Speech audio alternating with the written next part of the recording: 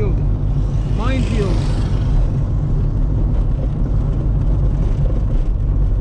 And the last 20 feet of the road is fine. That's a trick they do in Quebec. They just make the beginning of the road look good. So, oh, look how well they take care of the roads around here. But then you go down them and it's like after about 20 feet, it's like, yeah, no, that was just it's a facade.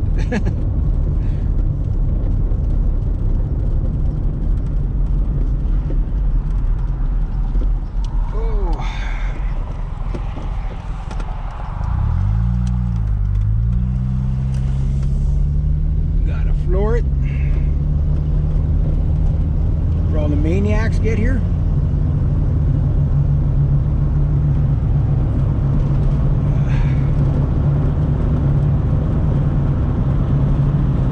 All right, I hate to do it, but just so you guys can hear me a bit better.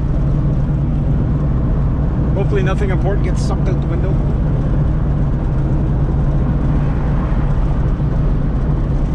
Really? You followed me all that way and now you passed me? Well, you couldn't pass back there anyway.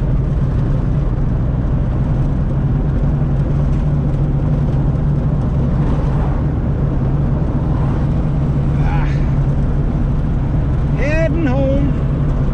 Oh, that's a nice truck. Old square body. You know, some trucks get lucky that they get saved at the very end of their life cycle. You know, like if they can manage to not get too many dents, people tend to care about, oh, that truck's worth restoring, you know, or keeping, and then they just drive, it becomes the Sunday driver. And it's like, ooh, the rest? Yeah, no, you end up with guys like me. Poor trucks. There's a special place in heaven for trucks that I own. It's like, you've done your duty. You've earned your keep. Yeah. You went above and beyond. Yeah. Like, I know I get every penny's worth out of my vehicles. Yeah. And some. And some. You know, people laugh at my piece of shit vehicles, but boy, I'll laugh at your payments. You know? As long as you can stay ahead of the shitty vehicles, you're okay, you know? But if you buy a vehicle brand new, right? And you really run it till the day it dies. You know what I mean? Like till the day it dies. At best, you're gonna get 15 years out of the vehicle. At phenomenal, you're going to get 20 years out of the vehicle, 22 years out of the vehicle. Now, if you maintain the vehicle, and I mean really maintain the vehicle, and you bought it new, doesn't matter what it is, truck, car, whatever, did all regular service, and maybe a little extra, you could probably get 30 to 35 years out of a vehicle, even in a climate like mine. But you would have to like do weekly maintenance on it.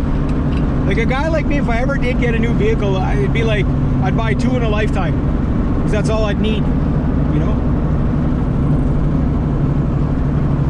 Like when I was a teenager, if I would have bought that Chevy Sprint for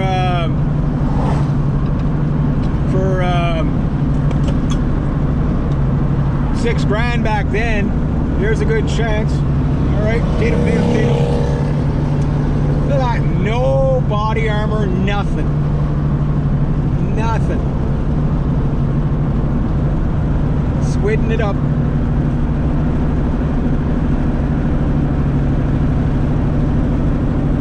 Like, I used to ride like that too, you know, t-shirts, stuff like that. Heck, I used to ride in shorts. And then I turned into the AT-GAT guy. You know, all the gear all the time. I've seen too much. You know? I haven't ridden enough for my liking, but I've ridden enough to know. At some point, especially the way he's bobbing and weaving around these bottles, you guys go down. Yeah, well, the saying goes, cover whatever you're not willing to lose. Yeah, so your wife or girlfriend with the really sexy legs, Yeah, make her cover them. You know, she's got a pretty face, make her cover it. You know? One thing that you do see now that you never saw in the 90s, when I was riding Harleys, was a full-faced helmet on a Harley rider. Ooh, nice truck. Like Harley riders, like they always try to get away with those friggin' beanies.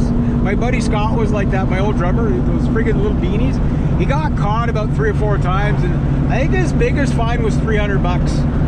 Then he finally got one. Now what the heck is that?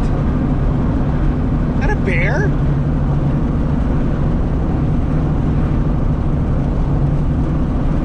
Oh, it's a garbage bag. I thought it was a bear. Well, it could be a garbage bag with a bear in it. I don't know.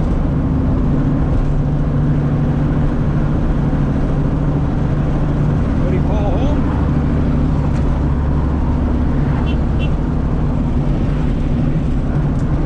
I don't know if he was outside, but yeah, no, I don't think I could ride like that anymore. Where just like no gear, like it's funny though. And it's not all just because I'm older. Because I mean, these people that just passed me, they're probably the same age as me, right? 40s, 50s, whatever. So it's not an age thing at all. And it's not like with the cruiser riders, because I've lived in both worlds of sport bike and cruiser, right? Well, and dirt bikes. Now, dirt bikes, you're guaranteed you're going to wipe out. Like, it's cool to wear gear when you're a dirt bike guy, just because you know you're going to wipe out, right? You just know it. You're going to spin out, wipe out, whatever. And okay, fair enough. But the cruiser guys, they have this idea that they're not going as fast as the sport bike guys usually, and that part is true. Like they usually don't drive as fast as the typical sport bike guy, right? Sport bike guys, a lot of them are squids. You know, like let's be honest. You know, I'm not a squid. I'm not lane splitting and doing all that stuff. Oh, it's safer to lane split. No, it isn't. Like the statistics. You got to understand the statistics in context. It's safer if you do it safely. But if you're lane splitting at 10 miles an hour, you're going too fast. You know, what they're talking about is that just squeeze in there gently, you know, like, intersections are the dangerous spots, right? So when you're going, like every time you see these motor vloggers, they're on the highway or whatever, and they get into an accident, they're always going way faster than the traffic. And there was a stat, because they took the stats too literally, right? Like there's a stat said if you're moving slightly faster than the traffic, you're safer on a motorbike, which technically is true if you don't end up beside somebody. That's what they were getting at when you read the whole article. What they found was, yes, if you're stuck beside somebody, get ahead of them or get behind them. Give yourself space, right? Don't constantly be passing somebody, because every time you do, that's an opportunity for someone to cut into your lane. Where if you're behind them, they cut into your lane, doesn't matter, they're ahead of you. You know what I mean? If you've got proper safety margins, yeah. The idea was to get away from traffic, not to speed past it. That's not what they were getting at. The other one, like I say, the lane splitting thing. There's so much footage of guys getting whacked doing that because they think it's safer. It's not. What it is you're less likely to get rear-ended. So in that sense, it's safer. But you're also more likely to get somebody cut into you when you're doing that. That's the part that they don't tell you. So it's half true that it's safer to lane split, right? That's why even if it was legal here, I wouldn't be doing it. Why? Because I've seen it happen, guys trying to lane split even when they're, on the guy. Oh, geez, I missed my turn, and you're doing 25 miles an hour, and then all of a sudden, it doesn't matter if they're doing it in slow motion. People can't assess your speed, especially when they think everybody's stopped. You know, like cars aren't expecting a motorbike to zip up between the center of them, right? So, oh, well, I'm just going to squeeze over while everybody's stopped. Crunch. Every time. Right? So, safe. Like, I can't wait to ride again myself. I haven't ridden since 2018. That's 6 years, guys. Like, where does the time go? I don't know. But I know when I do, the goal is to be as safe as possible. You've got to kind of, like, cyclists have this idea that it's my right to be on the road, you need to watch out for me. Well, motorcyclists have more of a mentality of, like, we're a bunch of ninjas and everybody's trying to kill us. Because it's very easy for that to happen. You know what I mean? Like, 75% of all motorcycle accidents are fatal. You know what I mean? I should tell you what you need to know. If they're over